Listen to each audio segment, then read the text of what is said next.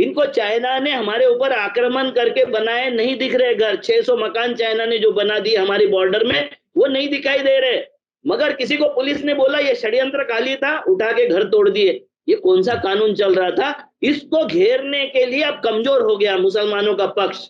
अब मुसलमान इसमें नहीं कर सकेंगे, बात नहीं कर सकेंगे। और ये जो 8 साल में उन्होंने जो पाया था, बाबरी मस्जिद के वक्त जिस शांतता से उन्होंने सुप्रीम कोर्ट का जजमेंट को स्वीकार किया था, उसके ऊपर ये सुपरसीड हो गया।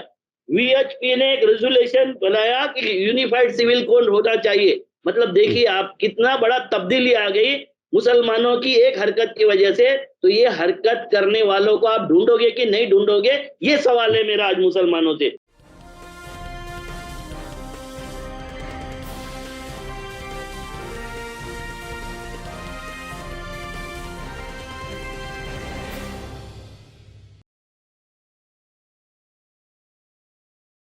हेलो, नमस्कार, आदाब, सत श्री अकाल और अस्सलाम वालेकुम। मैं हूं मोहम्मद अहमद काज़मी, लेकर आया हूं आपका पसंदीदा कार्यक्रम आपके रूबरू। आज मंडे है और आज कई इश्यूज पर जनाब अविनाश काकड़े साहब से बात होगी। अविनाश काकड़े जी नागपुर में रहते हैं, गांधीवादी विचारधारा के लिए जाने जाते हैं और किसान सेवा संघ के अध्यक्ष हैं। बहुत ही बेबाक अंदाज में अपनी बात रखते हैं। हमारे दर्शक आपको काफी पसंद करते हैं। आज जिन इश्यूज पर हम बात कर रहे हैं वो बहुत ही अहम है। इतना अहम है कि उस पर सभी को गौर करने की जरूरत है। ये जो पैगंबर मोहम्मद सल्लल्लाहु अलैहि वसल्लम के अपमान की बात नुपुर शर्मा से शुरू हुई और विदेशों के दबाव में भारतीय जनता पार्टी ने, सरकार ने कुछ एक्शन लिया आधा अधूरा। उसके बाद जो पिछले जुमे में जो कुछ हुआ वो उसने एक तरह से तस्वीर बदल दी। तस्वीर ऐसी बदल दी कि जो पीड़ित, जो मजलूम थे, उन्हीं को अब जालिम की तरह से दिखाने का एक मौका फराहम हो गया। मेरा मतलब यह है कि मुसलमानों को एक तरह से प्रोटेस्ट में आगे बढ़ाने के लिए, और किस तरह से प्रोटेस्ट हुए और कहां कहां क्या क्या हुआ, और पुलिस को तो बहाना चाहिए था, उन्होंने भी अपने तरीके से बहुत सा वो काम किया जो शायद नहीं करना चाहिए था कानून की नजर में। उसके पीछे की साजिश क्या है, इस पर बात करेंगे। अविनाश काकड़े जी अब से पहले कई बार बता चुके हैं कि संघ के लिए काम करने वाले अलग अलग संप्रदायों में, अलग अलग समुदायों में जो काम करते हैं, आरएसएस के एजेंट, वो कितना काम करते हैं और मुसलमानों के बीच में कौन लोग हैं, कैसे काम करते हैं, इस पर बात करेंगे। इसके अलावा आगे ये बात करेंगे कि ये अरब देशों का जो दबाव, उसके नतीजे में अचानक ऐसा क्या हो गया कि फौरन बीजेपी ने एक्शन ले लिया। ये क्यों हुआ, इसके पीछे की क्या बात थी, ये भी, इस पर भी बात करेंगे। और इसके अलावा उत्तर प्रदेश में एक बहुत ही दिलचस्प खबर आई है कि एक आईएएस ने डॉक्टरों को की ड्यूटी लगा दी है गाय और कुत्ते पालने के लिए। ये बहुत ही दिलचस्प खबर है। इन सब चीजों पर बात करेंगे। और एक किसानों का एक इशू है जिसमें मौसम विभाग क्या किसानों के लिए कोई फायदे का काम कर रहा है या नुकसान का काम कर रहा है, इस पर भी बात करेंगे। अविनाश काकड़े जी, वेलकम है आपका। मीडिया स्टार वर्ल्ड को आपने समय दिया। आप ये बताइए कि ये जो नुपुर शर्मा वाले एपिसोड में जो एकदम तब्दीली आई पिछले संडे से, विदेशों से जो दबाव बढ़ा और उसके बाद जो कुछ हुआ, अब जो फ्राइडे में तस्वीर बदली, वो क्या कुछ है, आप इसे कैसे देख रहे हैं? क्या इसके पीछे की साजिश क्या है? जी नमस्कार।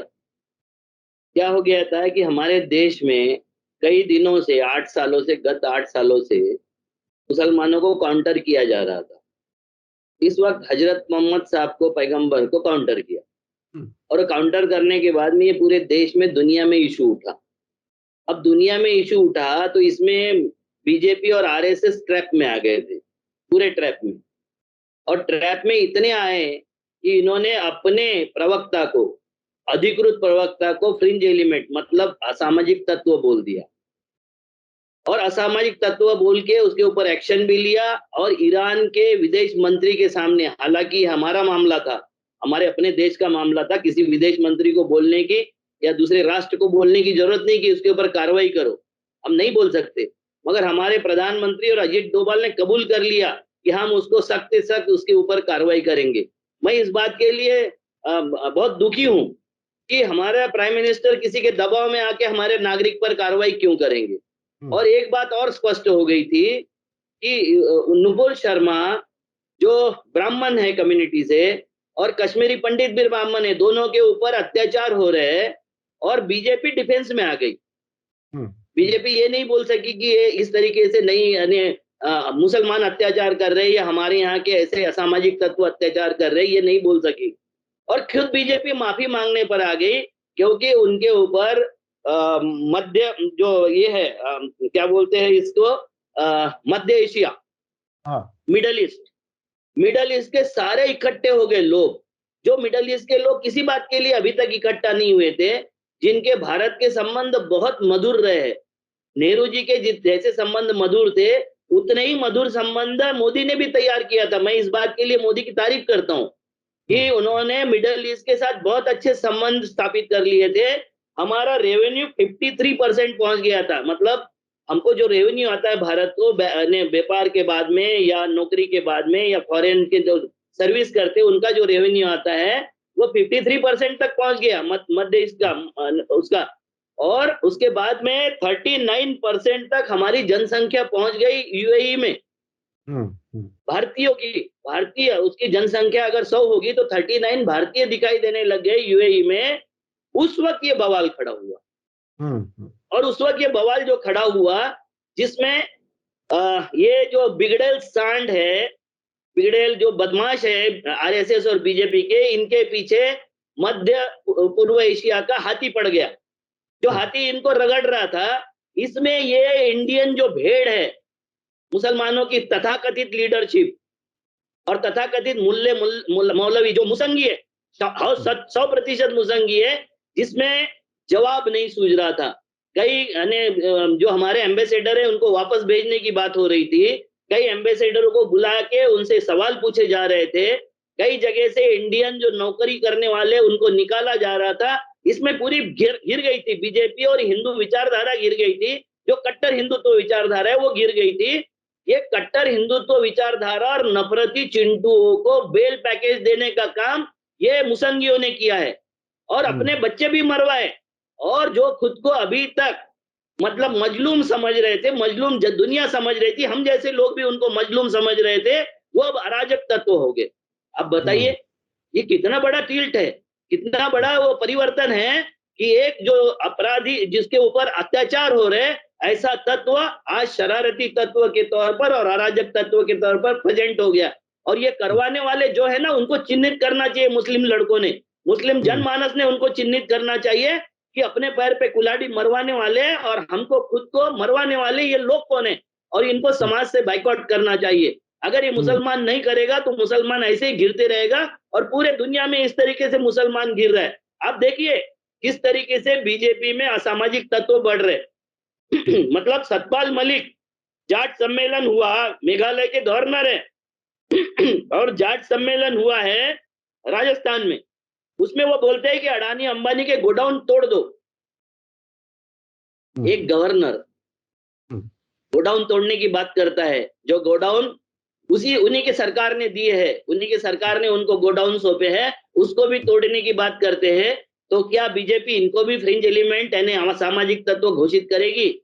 ये इतनी घिरी हुई बीजेपी को, इतने बुरी हालत में बीजेपी को जो थी, वो अब इसमें आ गई है कि असामाजिक तत्व हम नहीं, ये जो मुसलमान हैं, मुसलमानों के लड़के हैं, वो असामाजिक तत्व हो गए। पूरा सिनेरियो बदलने वाले लोग, जिसमें आप देख लीजिए कि नुपुर शर्मा मैंने ये पनाह मांगते घूम रही थी, तो 30-40 पैसे में ट्वीट करने वाले और अंधभक्त, उनकी हालत क्या होगी? उनको समझ में आ गया था कि कोई नहीं है बचाने वाला अगर हमने गलत किए। ऐसे इसमें इन सब को बेल आउट करने वाले लोग चिन्हित करोगे कि नहीं?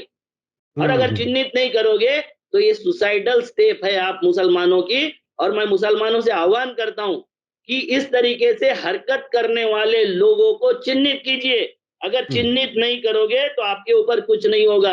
अभी देखिए जैसे मुसलमान बाहर आ गए, इन्होंने फिर से हरकत कर दी है कि जेएनयू में शिक्षित एक लड़की का घर इसलिए तोड़ दिया कि कुछ 1-2 इंच में उसका कंपाउंड ज्यादा बड़ा था, क्योंकि वो मुस्लिमों को फेवर में, और वो जो मस्जिद और मंदिर के झगड़े हैं उसमें अपना सत्य पक्ष रख रही थी। उसका मकान तोड़ दिया।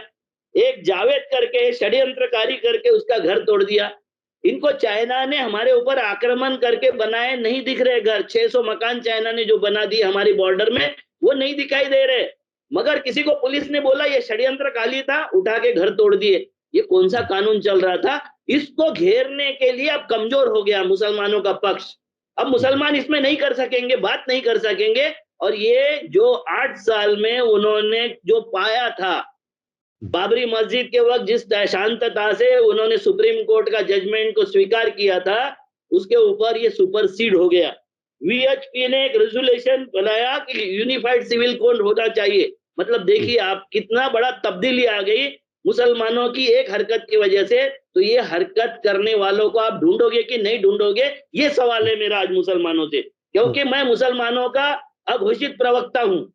मैं जब भी मुसलमानों पर अत्याचार होता है, मैं अपने दर्शकों को याद दिला दूं कि अब से पहले अविनाश काकड़े जी एक बात बहुत खुल करके कहते रहे हैं कि संघ के कुछ एजेंट हैं जो अलग अलग समुदायों में काम कर रहे हैं, मुसलमानों में खास तौर पर, और उनको मुसंगी कहते रहे हैं। और अब से पहले हमने मिसाल के तौर पर अरशद मदनी जिस तरह से आधी रात को जाकर के मिले आरएसएस चीफ मोहन भागवत से, सुप्रीम कोर्ट का फैसला आने से पहले अयोध्या वाला, उस पर और कई और मौकों पर अदालतों में वो क्या कुछ कर रहे हैं, इस किस्म के कुछ लोगों के बारे में बताया था। तो ये मुसंगी वो हैं जो संघ के आरएसएस के प्रोजेक्ट को पूरा कराने में काम करते हैं। वो बिल्कुल उसी तरह से जिस तरह से कुछ टेलीविजन चैनलों पर जाकर के जो जलील होकर के और थप्पड़ खा करके मुसलमान कुछ वापस आते रहे, उन्होंने भी बहुत बड़ा नुकसान किया है। उस पर खैर अलग हम कभी बात करेंगे। लेकिन और एक बात और अविनाश काकड़े जी अब से पहले कह चुके हैं कि ये हिंदू वर्सेस हिंदू मामला है, मुसलमान एक तरफ हो जाओ, हम खुद अपने आप निपट लेंगे। तो ये मैं अभी आपको सॉरी, मैं आपको बता रहा था कि 29% एक्सेस कोल होने के बाद भी अडानी और अंबानी को बचाने के लिए इन्होंने कोल इंपोर्ट कर लिया, अडानी की खदानें बचाने के लिए। ये मुद्दों पर हम घेर रहे थे कि नहीं घेर रहे थे? आप बताइए अपने दर्शकों को कि हम घेर रहे थे कि नहीं? बिल्कुल, वो इश्यूज जो हर दिन हमारे आपके से जुड़े हुए हैं, भूख से जुड़े हुए हैं, रोजगार से जुड़े हुए हैं, कारोबार से जुड़े हुए हैं, उस सब से भटकाने का इंतजाम ये किया जाता है, बार बार किया जाता है। जी अविनाश काकड़े जी, जो आपने सतपाल मलिक वाली बात बताई, तो उसमें भी ऐसा ही लगता है कि क्या जिस तरह से मुसलमानों में संघ के लिए काम करने वाले लोग भेजे जाते हैं, इसी तरह से वो किसानों से वो काम कराना चाह रहे हैं कि वो भी जी। मगर किसान सुनेंगे नहीं, बताइए। किसान उसकी बात सुनेंगे नहीं, क्योंकि किसानों को समझ में आ गई। आपने देखा होगा किसानों ने घुटने पर ला दिया था इस सरकार को। हम लोगों तक नहीं पहुंचा सके, ये अलग बात है, क्योंकि उस तरीके का संगठन किसानों के पास में नहीं था, वो नहीं पहुंचा सके। जैसा अंधा आंदोलन, झूठा आंदोलन इन्होंने पहुंचा दिया जनता तक, हम किसानों का सच्चा आंदोलन नहीं पहुंचा सके, ये हमारा कमजोरी है। मगर ये एलिमेंट जो है, फ्रीज एलिमेंट, जो असामाजिक तत्व है, ये राज्यपाल के पोस्ट पर भी बोलते हैं। देखिए, हम घेरने वाले थे कोल पर, हम घेरने वाले थे बिजली पर, हम घेरने वाले थे कि 2000 और 500 की 110% फेक करेंसी हो गई है देश में। जो ये बोल रहे थे कि आतंकवाद समाप्त होगा, कल ही 5 आतंकी मारे गए, क्योंकि फेक करेंसी अगर 110% हो गई होगी तो इंडियन इकोनॉमी कहां पहुंच गई है, इसको बिना समझे और इससे बात किए बिना ये आपने बवाल खड़ा किए, 5-10 अपने लड़के मरवा लिए, और आप अभी असामाजिक तत्व हो गए हो। और आपके लिए मैं कोई स्पष्टीकरण नहीं दे सकता। अच्छा, आपने क्या कर लिया, उनका क्या बिगाड़ लिया? ये जो आपने जो 4 दिन 8 दिन जो बवाल किया, उससे उनका क्या बिगाड़ लिया? बीजेपी का क्या बिगाड़ लिया? आरएसएस का क्या बिगाड़ लिया? और आपके लिए क्या हासिल किया? मैं मुसलमान युवकों से सवाल करता हूं कि क्या मिला आपको ये सब करके? आपने आपका आक्रोश तो कई बार दिखाया है, और ये आक्रोश दिखा के आपको क्या मिला? और इस वक्त के स्पेशली आक्रोश से आपको क्या मिला? जो घिर गई थी बीजेपी, जो घिर गई थी आरएसएस, उसको आपने क्लीन चिट देने का काम करवा दिया। आप खुद अभी असामाजिक तत्व हो गए, और इसमें आपका मैं कोई समर्थन नहीं कर सकता। अच्छा काकड़े जी, बहुत ही अहम बात कही आपने कि अगर आप सब्र से वक्त गुजार रहे थे तो थोड़ा वक्त और गुजार लेते, क्या परेशानी थी उसमें? और इस प्रोटेस्ट करने से आपको क्या मिल गया? आपने खुद अपने आप को जालिम, और कितने लोग उसमें मुकदमों में फंसेंगे अब? कितने कितने लोगों के घर गिराए जाने की तैयारियां हैं। कानपुर से खबरें आ रही हैं, यूपी से बहुत जगहों से खबरें आ रही हैं। सर तो मैं ये एक बात एक पूछता हूँ कि मुसलमान ध्यान रखे कि कुरान में लिखा हुआ है कि कुरान अल्लाह का दिया हुआ पाक किताब है, उसकी रक्षा करने की जिम्मेवारी अल्लाह की है। हमने दशरथ बनने का प्रयास कर लिया, राम के बाप बनने का प्रयास कर लिया, हमारी हालत जो है वो बदतर होते जा रही है दिन ब दिन। हमारे बच्चे अब सवाल पूछने लग गए, आप अगर इसमें बीच में आ गए तो फिर वो सवाल जहां के वहां रह जाएंगे और फिर इनको हमारे बच्चे समर्थन करना शुरू करेंगे। आप बिगाड़ने की बजाय, बीजेपी और आरएसएस का बिगाड़ने की बजाय उनकी परिस्थिति सुधारने के लिए प्रयास कर रहे हो, और ये आपके मुल्ला और कुछ मुसंगी नेता आरएसएस से पैसे लेकर इस तरीके से हरकत आपसे करवा रहे हैं।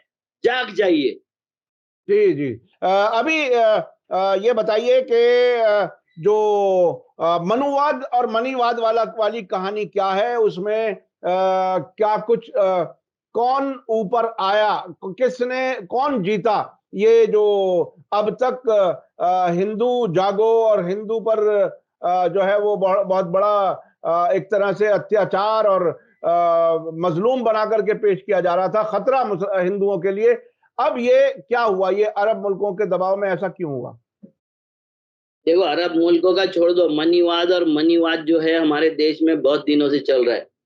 हमको अमिताभ बच्चन ने फॉरेन नेशनलिटी ले लिया, वो अक्षय कुमार ने फॉरेन नेशनलिटी ले लिया तो हम बवाल में आ जाते।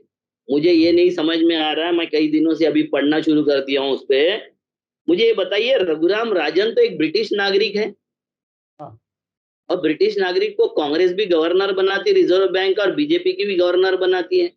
खाली अगर वो मीजे के यानी नोटबंदी के बीच में नहीं आते मोदी जी के, तो रघुराम राजन तो बीजेपी को चल गए, 1.5 2 साल 3 साल तो उनको भी चल गए। तो ये क्या मामला है? ब्रिटिश का आदमी, इसके पहले भी मैं देख रहा हूँ मनमोहन सिंह जी के बारे में पूरी मैं ये रखता हूँ, रिस्पेक्ट रखता हूँ, मगर वो भी वर्ल्ड बैंक के इसमें थे और वर्ल्ड बैंक से हमारे गवर्नर बन गए, और उसके बाद में मैं पता चला कि प्राइम मिनिस्टर भी बन गए। तो ये क्या हमारा देश, क्या हमारी देश की फाइनेंस मिनिस्ट्री, क्या हमारे देश का रिजर्व बैंक, ये किसी और लोगों के कब्जे में है? ये सवाल है सर मेरे सामने, और ये सवाल मेन स्ट्रीम में नहीं आना चाहिए। मतलब रिजर्व बैंक में आईएमएफ का आदमी बैठता है, ऐसा मैंने सुना। रिजर्व बैंक में वर्ल्ड बैंक का आदमी भी आता है सलाहकार करके, प्राइम मिनिस्टर के सलाहकारों में भी है, फाइनेंस मिनिस्टर के इसमें भी दोनों आदमी रेगुलर सलाह देते या बैठते आके। तो मुझे ये नहीं समझ रहा है कि हमारा देश आजाद हुआ है क्या? क्योंकि बाबा साहब आंबेडकर ने बोला था, उन्होंने प्रॉब्लम्स ऑफ रूपीज के अपने थीसिस में बोला था कि जब तक ये राजनीतिक स्वतंत्रता से कुछ नहीं होगा, जब तक आर्थिक स्वतंत्रता नहीं मिलेगी, हमें पूर्ण स्वतंत्रता नहीं कह सकते।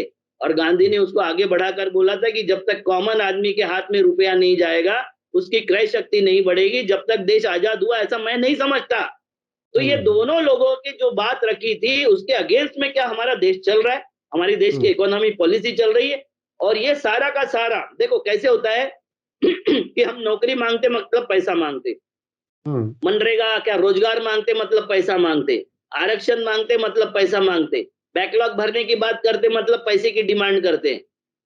पॉलिटिकल लोग भी 15-15 लाख देने की बात करते मगर पैसे देने की बात करते, मतलब पैसा देने की बात करते, मुफ्त रोजगार, मुफ्त अनाज देने की बात करते मतलब पैसा देने की बात करते हैं। हमको हमारा शिक्षा स्वास्थ्य में मदद करने की बात करते मतलब पैसा देने की बात करते। तो मांगते भी पैसा है, करते भी पैसा है, और पैसा किसी और के नियंत्रण में अगर होगा तो हमारा क्या होगा? कहाँ जा रहे हैं हम लड़ रहे हैं जाति के लिए, धर्म के लिए, भाषा के लिए, ये उपद्रव के लिए लड़ रहे हैं, और हमारे पास तो पैसा ही नहीं है। मेरी बेटी अभी वहां ऑस्ट्रेलिया में काम करती है, उसका पर डे का जो पेमेंट होगा इंडियन रुपीज के हिसाब से 12-15 हजार रुपए पर डे है। अभी तो पहली पोस्टिंग है उसकी, और वही क्वालिटी का हमारा लड़का जो काम करता है तो 500 और 700 रुपए में करता है। जब हम आजाद हुए थे तो हमारा $1 इज इक्वल टू 1 रुपीज था, और गोल्ड के बराबर वो रिसीट रुपए पे लिखा है कि मैं धारक को 1 रुपया अदा करने का, 100 रुपए अदा करने का वचन देता हूं, मतलब वो रिसिप्ट है, वो रुपया नहीं है। तो रुपया किसके पास है? उस रुपए के अगेंस्ट में रखा हुआ गोल्ड और चांदी किसके पास है? ये पूछने के बजाय हम ये साला कौन से लफड़े में पड़ गए हैं। हम मस्जिदों के लफड़े में, हम मंदिरों के लफड़े में, हम जाति के लफड़े में पड़ गए। इससे बाहर निकल के हमको हमारा इकोनॉमी को ढूंढना पड़ेगा। इकोनॉमी को नहीं ढूंढोगे तो कुछ आजाद नहीं रह सकोगे आप। बुरी तरीके से आपकी आजादी छीनी जा रही है और ये समझने के लिए दिमाग शांत होना जरूरी है। हम लगे हुए हैं, भलते भलते मुद्दों में लगे हुए हैं। और आप देखिए कि वो वायर का एक ट्वीट आया है, वो बोलता है कि प्राइम मिनिस्टर ने फोन किया, मोदी जी ने वहां के बिजली मंत्री को, और वहां फोन किया, और वो किसके सामने बोल रहा है? श्रीलंका पार्लियामेंट्रियन के सामने बोल रहा है, चेयरमैन वहां के इलेक्ट्रिसिटी बोर्ड का, कि हमें 500 मेगावाट का बिजली प्लांट लगाने के लिए मोदी ने अडानी के नाम से इंसिस्ट किया हमको। आप मिडल ईस्ट के साथ में आराम को पेट्रोल का समझौता अंबानी के साथ कर देते हो, ग्वादर का समझौता अडानी के साथ कर देते हो, उसके बाद में कोहिनूर का बासमती का समझौता मिडल ईस्ट के लोगों के साथ में हो जाता है, प्लास्टिक मिडल ईस्ट से ही आता है, उसके बाद में जो आपका फर्टिलाइजर है वो मिडल ईस्ट से आता है, मिडल ईस्ट के साथ टाइप है। तो 2 गुजरातियों ने 2 गुजरातियों को बचाने के लिए पूरा देश बेच दिया। मतलब मनीवाद हावी है, हर जगह पैसा हावी हो गया है। और हम सोच रहे हैं कि ये ब्राह्मणवाद शासन चल रहा है, पंडितों का शासन चल रहा है, फलानों का ठाकुरों का शासन। अरे किसी का शासन नहीं चल रहा है। शासन कोई वर्ल्ड बैंक या IMF चला रही है। सजग हो जाइए, नहीं तो हम प्लेट में पड़े हुए जो लड्डू है, लड्डू तो कोई और खा रहा है और उसके चूरे के लिए हम लड़ रहे हैं आपस में। इसको समझने की जरूरत है। ये बहुत ही अहम है कि जो एक भ्रम फैलाया गया, जो नफरत फैलाई गई, जो कभी कभी शिवलिंग में जाकर के अटक जाता है, कभी अयोध्या, कभी कुछ और, कभी कुछ और, ये सिर्फ और सिर्फ धोखा देने के लिए, बिजी रखने के लिए, आपस में नफरत फैलाने के लिए, अपनी हुकूमत में जो कमियां हैं उस पर किसी की नजर ना जाए। अविनाश काकड़े जी, आखिर में आप ब्रीफ में बता दीजिए वो किसानों वाला मामला जो है, मौसम विभाग वाला, थोड़ा सा ब्रीफ में, क्योंकि वक्त अच्छा खासा हो गया। देखो, हमारे किसानों के लिए तो हर एक के पास वक्त थोड़ा कम ही रहता है, फिर भी मैं बताना चाहूंगा, ये हमारे किसानों का दुर्भाग्य है कि किसानों की बात जब भी आती है तो वक्त कम होता है। मैं आपको बता देता हूं कि हमारे यहाँ मौसम विज्ञान विभाग है, वो अनुमान बताता है। उसके पास में इतने इक्विपमेंट है कि वो 1 इंच बाय 1 इंच में कितनी बारिश होगी ये बताने के लिए उसके पास में इक्विपमेंट है। वर्ल्ड के जो 10 इक्विपमेंट होंगे, 10 देशों के पास होंगे, उतने ही उन्नत इक्विपमेंट हमारे पास में है। और हमारा मौसम विभाग, कभी मानसून यहाँ आ गया, कभी यहाँ लटक गया, कभी वहां लटक गया। कल ही मेरी चर्चा हो रही थी किरण जोहरी जी से, वो बोल रहे थे कि मैं आपको प्रिंसिपल बताता हूँ कि जब मौसम आता है तो उसकी स्पीड होती है 30 किलोमीटर 24 आवर में, 24 घंटे में 30 किलोमीटर ये चलता है। बादल चलते हैं, जो पानी के बादल होते हैं, जो भरे हुए पानी के बादल होते हैं, वो उस स्पीड से चलते हैं। ये कहते हैं कि 4 दिन पहले करला में बारिश हुई या पांडिचेरी में बारिश हुई और 8 दिन के बाद ही यहाँ महाराष्ट्र में बारिश होना शुरू हो गई, और वो मौसम उसकी बारिश है, मतलब सीजन की बारिश है या मानसून की बारिश है। तो वो मुझे समझ में नहीं आ रहा है कि 150 की स्पीड से मौसम दौड़ रहा है और फिर भी उसके बादल फट नहीं रहे। ये कैसा चमत्कार है। तो ये मौसम विभाग गलत तरीके से जानकारी देता है, क्योंकि इनको इंश्योरेंस वालों को बचाना है, इनको सीड कंपनियों के सीड बेच के और 2-2 बार सीड बिकवाना है, जिससे किसान आत्महत्या करता है। इंश्योरेंस वालों को 5,000 करोड़ रुपए का पिछले साल फायदा हुआ, तो उनके फायदे के लिए इंश्योरेंस चल रहा है या किसानों के कॉम्पेंसेशन के लिए इंश्योरेंस चल रहा है।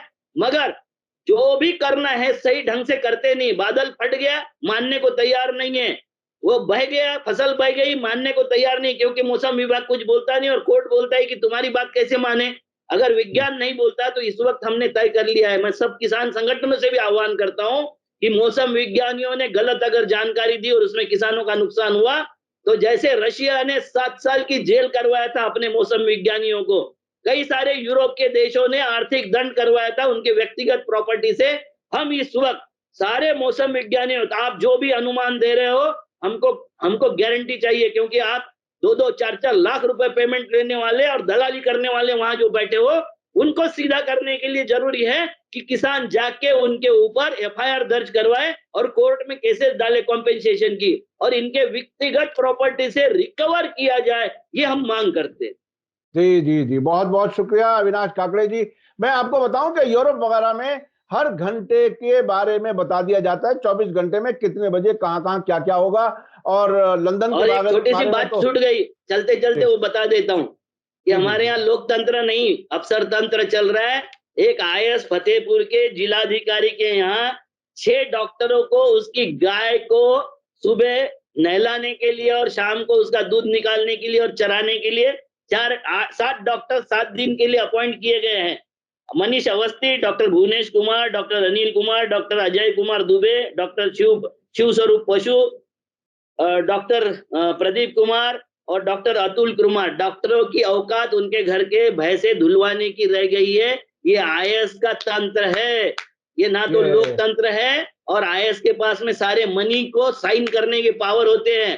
तो ये ट्रेजरी में हाथ डालने वाले, ये इंजीनियर हो या आईएएस हो, ये सबका तंत्र चल रहा है। इस देश में कोई जातिवाद, कोई धर्मवाद, कोई भाषावाद, ये बनावटी लड़ाई है। सारी लड़ाइयां पैसे के लिए।